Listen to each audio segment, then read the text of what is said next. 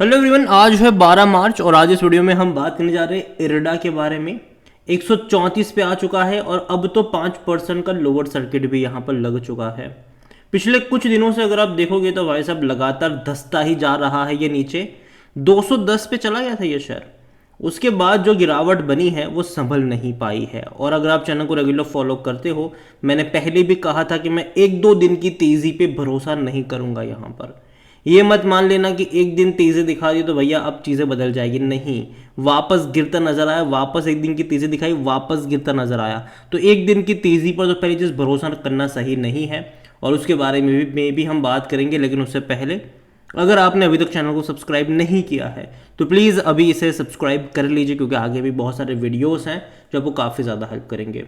तो इरडा का शेयर 134 रुपए के आसपास ट्रेड कर रहा है, एक महीने में 21% गिर चुका है। हालांकि लिस्टिंग से लेकर अब तक खूब सारा पैसा बनाकर दिया ज़रूर है, अभी भी यहाँ पर अच्छी खासी ग्रोथ है। लेकिन अगर आप चैनल को रेगुलर फॉलो करते हो तो जब भी 170 180 पे था तभी मैंने कहा था कि भैया जब गिरेगा ना, संभलने का मौका नहीं मिलेगा किसी को, तो एटलीस्ट वो लेवल तो बहुत महंगा था। और मैंने पहले भी कहा था कि अगर गिरावट में जब गिरावट आएगी तो कूदने की कोशिश मत करना यहाँ पर, जब तक ये सेटल ना हो किसी एक लेवल पर। और अभी भी ये सेटल होता हुआ नज़र नहीं आ रहा है। और अभी एक हफ्ते पहले भी जब मैंने वीडियो बनाया था जहाँ पर मैंने कहा था कि तकरीबन बहुत बड़ी क्वांटिटी जो है वो बिकने के लिए मतलब ट्रेडिंग के लिए आने वाली है 2 महीने बाद, 30 मई से। तो तब तक तो यहाँ पर कोई, मुझे लगता है कि दूर बैठको और तमाशा देखने वाली ही चीज़ें होने वाली है। यहाँ पर जल्दबाजी मत करना, ये मत सोच लेना कि भैया 210 से गिर कर आया तो मैं अभी खरीद दूँ, जी नहीं। अभी भी कहाँ पे बॉटम बनेगा ये कहना मुश्किल है। अभी भी जो बहुत सारी क्वांटिटी जो अभी आने वाली है, आने वाले टाइम में 2 महीने बाद जो आने वाली है, वहाँ पे क्या होगा, जो 6 महीने का लॉक इन पीरियड जब एंड होने वाला है, ठीक है, तब क्या होगा ये देखना इंपॉर्टेंट रहने वाला है कि तब किस तरीके से प्रॉफिट टेकिंग आएगी। क्योंकि जो लॉक इन पीरियड था उनकी बाइंग प्राइस 32 रुपए की थी, तो याद रखिएगा, ठीक है। 32 रुपए की बाइंग प्राइस थी और काफ़ी लोगों के मन में शायद हो सकता है उस टाइम पे प्रॉफिट टेक कर ले, क्या करे वो कुछ कह नहीं सकते। लेकिन वो एक इंपॉर्टेंट फेज़ होने वाला है, एक बहुत बड़ी क्वांटिटी यहाँ पर आने वाली है, तो उसके बारे में ध्यान रखिएगा। यहाँ पर अगर आप देखोगे तो आज वॉल्यूम यहाँ पर 2 करोड़ से भी ज़्यादा के देखने को मिल रहे हैं, बड़ी क्वांटिटी में यहाँ पर ट्रेडिंग चल रही है। इतना ही नहीं, इसका जो मार्केट कैप है वो 36,000 करोड़ के आसपास आ चुका है। जो हाई इसने बनाया था, ऑल टाइम हाई, वो 215 रुपये के करीब का था। लो था 50 रुपये का। अब मतलब ये वही लेवल है जहाँ पर इसकी लिस्टिंग हुई थी। और जहाँ तक बात करी जाए इस कंपनी को लेकर तो according to Moneycontrol user 87% लोग कह रहे खरीदारी करो और 13% लोग कह रहे बेचो और भाग जाओ यहाँ से।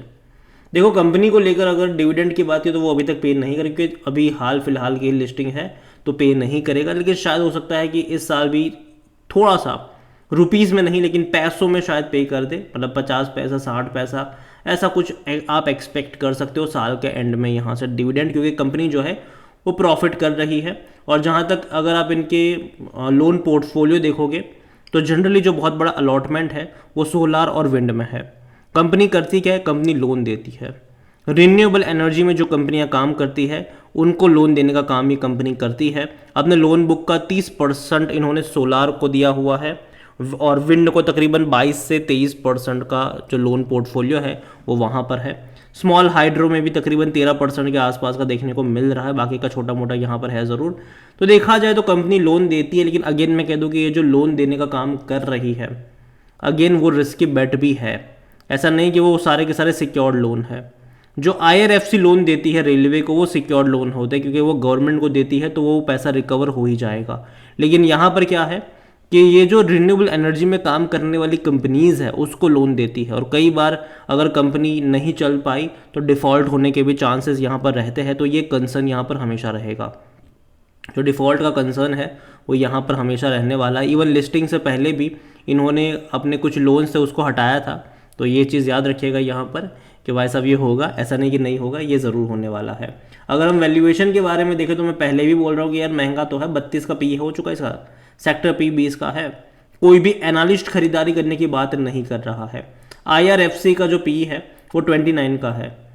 वो कंपनी जिसके लोन सिक्योर्ड होते हैं उसका 29 का पी रेशियो है। और मैंने पहले भी कहा था कि इसका पी रेशियो इरडा का एटलीस्ट IRFC से तो कम होना चाहिए। भले ही पीएफसी आरईसी से कम ना हो, लेकिन आईआरएफसी से कम होना चाहिए इसका। यहाँ पर पीएफसी का तकरीबन 9 का है, आरईसी का तकरीबन 11.5 के आसपास का है, तो ये और सस्ते वैल्यूएशन के ऊपर है कंपेयर टू इरडा। और यही वजह कि कोई भी एनालिस्ट अपनी राय यहाँ पर नहीं दे रहा है खरीदारी को लेकर। फाइनेंशियल्स अगर आप देखोगे तो अच्छे हैं, बुरे नहीं हैं उनके, लेकिन जैसे कि मैंने कहा कि भाई साहब इतने भी अच्छे नहीं है कि 32 रुपये का आईपीओ प्राइस 200 पे चला जाए। ये मैंने तब भी कहा था कि देखो यार, इन्होंने जो लिस्ट जब आईपीओ आ रहा था तो रिटेल के लिए काफ़ी कुछ टेबल पे रखा है, लेकिन इतना भी नहीं रखा कि 32 से 200 पे चला जाएगी। जब तेज़ी आई थी तभी मैंने कई सारे वीडियोस बनाए थे, कहा था कि मत खरीदना, फंस जाओगे, निकल नहीं पाओगे यहाँ से।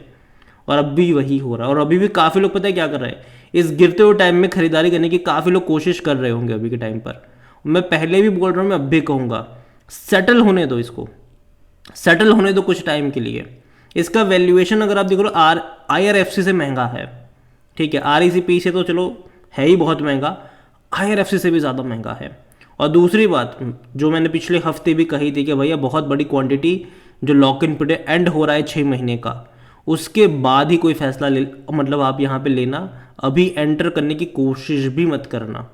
क्योंकि जिन लोगों ने मतलब जिनका 6 महीने का लॉक इन पीरियड एंड हो रहा है ना, उनकी बाइंग प्राइस 32 रुपये की है। तो याद रखिए, अगर 100 रुपये के ऊपर भी ट्रेड कर रहा होगा, आप कह नहीं सकते कि वो प्रॉफिट टेकिंग करेंगे या नहीं करेंगे, ये उनके ऊपर डिपेंड करेगा। यहाँ पर अगर आप शेयर होल्डिंग के बारे में देखोगे तो प्रमोटर की होल्डिंग 75% की है, अभी भी उतनी ही है, लेकिन म्यूचुअल फंड्स लगातार बेच रहे हैं। जो नवंबर में रिटेल और अदर्स की होल्डिंग 12.5% की थी, आज वो 19% आ चुकी है। मतलब कि एफआईएस ने बेचा, म्यूचुअल फंड ने बेचा, डोमेस्टिक ने भी यहाँ पर बेचा हुआ है। तो बड़ी बड़ी क्वांटिटी बड़े बड़े इंस्टीट्यूशन की तरफ से, भाई साहब जनरली इंस्टीट्यूशन बेचते नहीं है इतना जल्दी, लेकिन यहाँ पर ऐसा हुआ है। और अगर आप बात करोगे इरडा को लेकर तो देखो ग्राफ एक बड़ी रफ्तार के बाद कुछ टाइम गिरावट के साथ सेटल हुआ था। अगर आप देखोगे तो 65 से जब 120 रुपये पर गया था, हालांकि इंट्राडे में इससे ऊपर ही था, उसके बाद गिर कर ये 97 पर आया था, कुछ टाइम बिताया था, फिर भागा था ये। तो कहीं पर एक बेस बनता हुआ नज़र आना चाहिए, कहीं पर ये बेस एटलीस्ट 10-15 दिनों का एक बेस बनना चाहिए, जो कि यहाँ पर नहीं बन रहा है। यहाँ पर होता क्या है पता है, जब भागता है तो 5% की तेज़ी दिखाता है, और जब गिरता है तो संभलने का मौका भी नहीं देता है। और यही वजह है कि मैं इसको अभी के लिए अवॉइड करना ज़्यादा पसंद करूँगा। रीज़न ये है कि इसका जो वैल्यूएशन है वो थोड़ा सा महंगा ज़रूर है, थोड़ा क्या काफ़ी महंगा है यहाँ पर। दूसरी बात, लॉक इन पीरियड एंड होने वाला है, ठीक है, लॉक इन पीरियड 2 महीने में एंड होने वाला है, तो कहीं ना कहीं एक बहुत बड़ी क्वांटिटी आने वाली है, बहुत बड़ी क्वांटिटी ट्रेडिंग के लिए आने वाली है। तो वो एक सबसे बड़ा कंसर्न मेरा यहाँ पर रहेगा।